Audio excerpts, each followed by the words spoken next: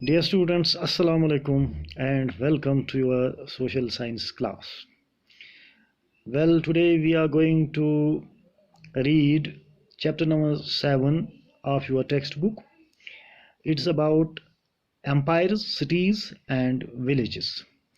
And our today's topic is a very big kingdom or an empire.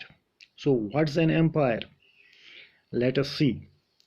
Dear students, the lines that we see on our notes and coins have a long history.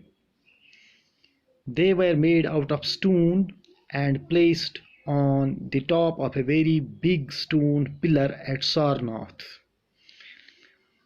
This was done under the orders of a great king named Ashoka about 2300 years ago. Ashoka was a very famous ruler who had a very big kingdom. Ashoka got many things written on pillars and on rocks. Before we find out what was written, let us see why his kingdom was called an empire. Dear students, आपने अक्सर देखे होंगे, वो रोज़ हम देखते हैं कि हमारे जो नोट्स होते हैं या कॉइन्स होती हैं उन पे हम देखते हैं कि उन पे शेर की शक्ल बनी हुई होती है, लाइंस बने हुए होते हैं उन पर, जो आप इधर वीडियो में भी देख सकते हैं। ये लाइंस जो हैं ये हमारे हर नोट और हर कॉइन पे बनाए गए होते हैं। हम इनको देख लेते हैं। अब इनकी हिस्ट्री क्या है और ये इनकी इम्पोर्टेंस क्या है, इसकी एक लंबी कहानी है। प्यारे बच्चों, ये जो लाइंस हम नोट्स पर देखते हैं या हमारी कॉइन्स पर जो होते हैं, ये एक्चुअली बनाए गए थे एक स्टोन पर, पत्थर पर। दे वर made out of a stone, carved out of a stone, and placed on the top of a very big stone pillar at Sarnath. Sarnath के मुकाम पर इनको एक बहुत बड़े एक स्टोन पिलर पर रखा गया है। स्टोन से ही बनाया गया है और फिर स्टोन पिलर पर रखा गया है सारनाथ के मुकाम पर। जो सारनाथ के बारे में आपने पढ़ा है ना पिछले चैप्टर में, तो वहीं सारनाथ के मुकाम पर इनको रखा गया है। तो ये किसने बनाए हैं? ये एक ग्रेट किंग था इंडिया में जिनका नाम था अशोका। उनके ऑर्डर्स पर ये लाइन्स बनाए गए थे। And when were these made? About 2300 years ago, लगभग 2300 साल पहले।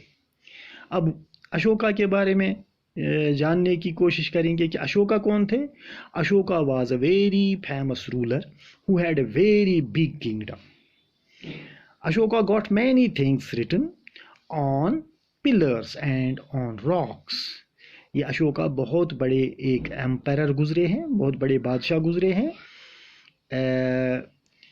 इन्होंने बहुत सारे पिलर्स पर और बहुत सारी चट्टानों पर बहुत सी चीज़ें लिखी हैं या लिखवाई हैं, इंस्क्राइब कराई हैं। तो ये उन्होंने क्यों लिखवाए हैं और क्या लिखवाया है? Before we find out what was written, let us see why his kingdom was called an empire. Ashoka की जो किंगडम थी उसको एम्पायर क्यों कहते हैं, पहले ये जानते हैं, बाद में देखते हैं कि उन्होंने इन चट्टानों पर या उन पत्थरों पर ये क्या लिखवाया था और क्यों लिखवाया था। तो ये एम्पायर क्यों कहा जाता था इनकी किंगडम को? Dear students, empires are larger than kingdoms. In fact empires are very large kingdoms. बहुत बड़ी जो बादशाहत होती है, बहुत बड़ी किंगडम जो होती है, या बहुत सारी छोटी छोटी किंगडम्स जो मिलकर एक बहुत बड़ी किंगडम बनाती हैं, उनको एम्पायर कहते हैं. Many small kingdoms combine to make an empire. बहुत सी छोटी छोटी जो किंगडम्स होती हैं वो मिलकर एक एम्पायर बनाती है. तो अब एम्पायर क्या होती है? एक बहुत बड़ी किंगडम होती है. It is a very large kingdom, और empires are larger than kingdoms. The ruler of an empire is called an emperor. The ruler of an empire is called an emperor. Empires needed big armies for protection and many officers who can collect tax for the emperor. Emperor का जो उसकी empire होती है उसके लिए बहुत बड़ी army चाहिए उस एम्पायर को प्रोटेक्शन के लिए, और बहुत सारे ऑफिसर्स चाहिए, बहुत बड़ा अमला चाहिए, बहुत बड़ी एडमिनिस्ट्रेशन चाहिए, कारिंदे चाहिए जो टैक्स कलेक्ट करें एम्पायर के लिए. The empire that Ashoka ruled was started by his grandfather Chandragupta Maurya more than 2300 years ago. अब ये अशोका की जो किंगडम थी, इसकी जो एम्पायर थी एक्चुअली, तो वो एम्पायर उसके दादा, उसके ग्रैंडफादर ने स्टार्ट की थी. उसने उसको शुरू किया था, बनाया था. तो उसका जो ग्रैंडफादर था अशोक का, उसका नाम था चंद्रगुप्ता मौर्य. तो उसने ये एम्पायर बनाई थी. इसी वजह से ये 2300 साल पहले बनाई थी, 2300 years ago. तो ये चंद्रगुप्ता मौर्य ने इसको बनाया था. That's why this empire is also called the Mauryan empire, because it was established or it was founded by Chandragupta Maurya. Therefore, it is called the Mauryan Empire. Chandragupta was supported by a wise man named Chanakya. Now, Chandragupta had a very wise advisor, or a very wise minister, or a very wise man who supported him. His name was Chanakya. There were many cities in the Mauryan Empire. These were the capital Patliputra, Taxila, and Ujjain. The important cities in Mauryan Kingdom, Mauryan Empire were the capital city Patliputra and Taxila and Ujjain. So these were the important cities. There were other cities as well. Through Taxila, one could go to the places like Iran. Taxila was in the western side of the kingdom, northwestern side of the kingdom, and from Taxila one could go to the places like Iran. The city of Ujjain was on the route from north to south India.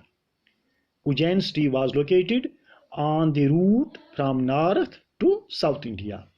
Merchants, officers, and craftspersons probably lived in these cities. ये जो cities थी, इनमें कौन लोग रहते थे?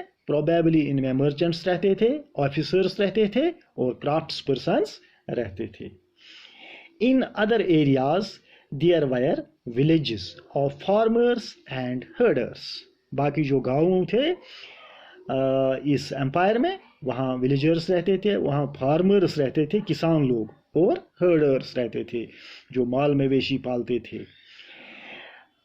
In some areas there were forests where people collected many things like honey, firewood, flowers, etc.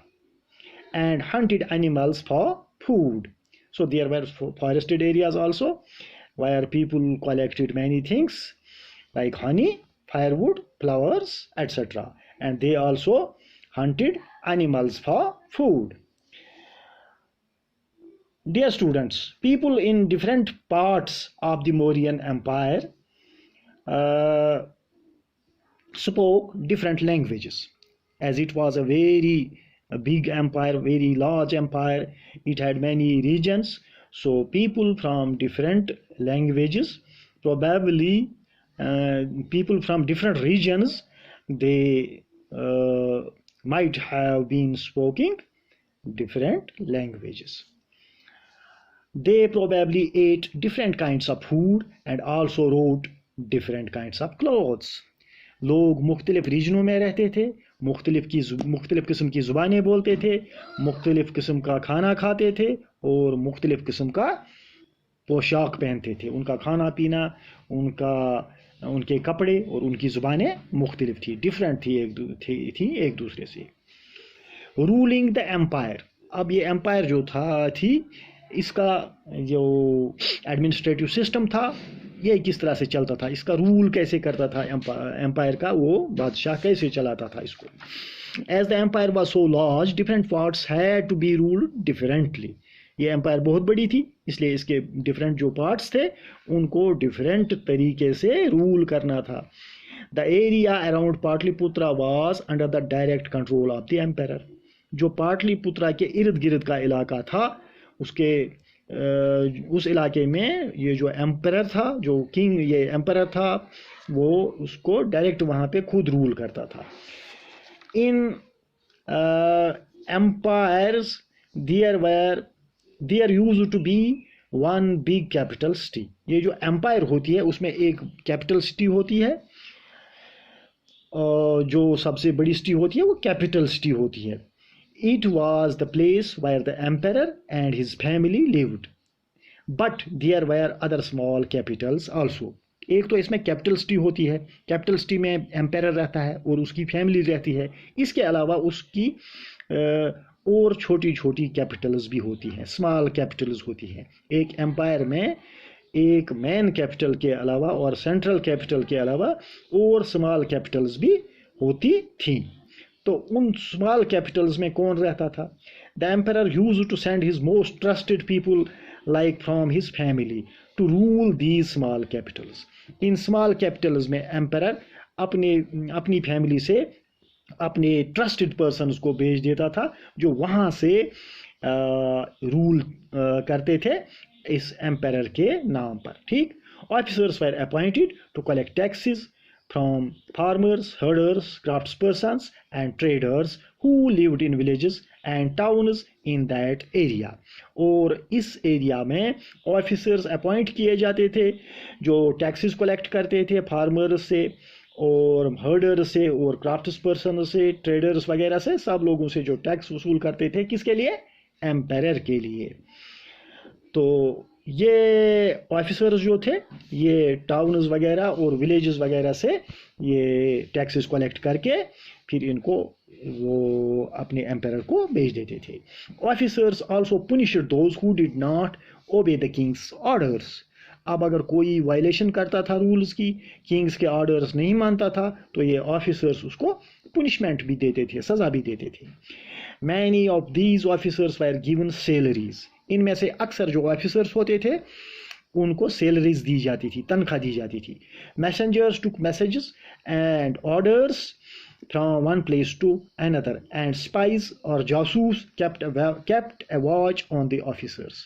इसके अलावा मैसेंजर्स होते थे जो पैगाम रसानी का काम करते थे, जो मैसेजेस लाते थे और ले जाते थे एक जगह से दूसरी जगह। और in addition to that spies भी होते थे, जासूस भी होते थे जो इन ऑफिसर्स को वॉच करते थे कि ये लोग कैसा काम करते हैं और ये क्या क्या काम करते हैं, और इन सारी चीज़ों की खबर वो अपने एम्पायर को देते थे।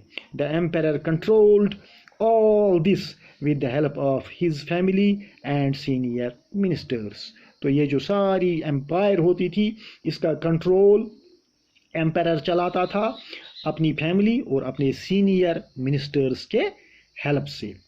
Taxila and Ujjain were the other two smaller capitals. Taxila और उज्जैन इसी तरह से ये इस मौर्यन एम्पायर की दो स्मॉल कैपिटल्स थीं। Ashoka ruled indirectly through these Capitals. In capital से, स्मॉल कैपिटल से अशोका रूल करता था इनडायरेक्टली, क्योंकि खुद तो वो पाटलिपुत्रा में होता था और उज्जैन और टेक्सिला में उसके जो ट्रस्टेड पर्सन्स थे वो रूल करते थे उसके नाम पर। ठीक, तो यहाँ से इनडायरेक्टली अशोका रूल करता था।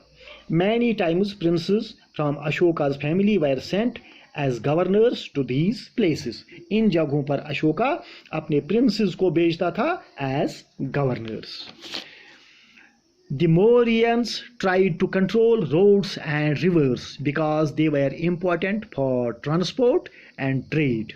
Mauryans used to collect funds as tax and tribute. अब ये मौर्यंस जो थे, इनकी स्ट्रेटजी ये थी कि ये रोड्स और रिवर्स जो होते थे उनको कंट्रोल करते थे, क्योंकि ये रोड्स और रिवर्स ट्रांसपोर्ट और ट्रेड के लिए इम्पोर्टेंट थे। इन दोनों चीज़ों पर वो कंट्रोल करते थे, तो इस तरह से उनका सारे इस सल्तनत पर, सारे एम्पायर पर कंट्रोल रहता था। और ये मौर्यंस जो थे ये टैक्सेस और ट्रिब्यूट कलेक्ट करते थे अपने लोगों से। So this is about the Mauryan empire. इसके आगे जो है अशोका की एम्पायर के बारे में, उसके रूल के बारे में, वो हम नेक्स्ट वीडियो में पढ़ेंगे। Today I must conclude it here. Thank you very much. Goodbye and take care.